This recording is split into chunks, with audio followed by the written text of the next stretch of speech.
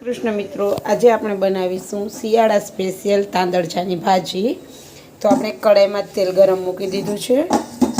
તેલ ગરમ થઈ ગયું છે। આપણે તેમાં રાઈ, હિંગ, તાંદળજાની ભાજીમાં માટી હોય એટલે આપણે સરસ 2-3 પાણીએ ધોઈ લેશું।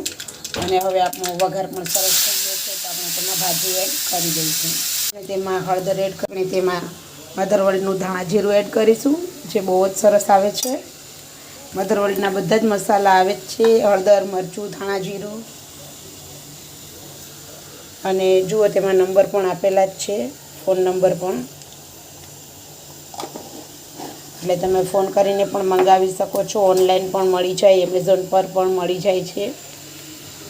અને આપણે ભાજીમાં બધા મસાલા કરી લીધા છે।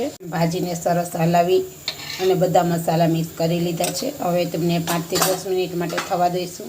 ભાજી સરસ થઈ રહી છે, આપણે તેને હજુ 5 મિનિટ માટે ઢાંકી અને થવા દઈશું। ભાજી સરસ ચડી ગઈ છે। જો હવે આપણે તેમાં થોડું પાણી એડ કરી દઈશું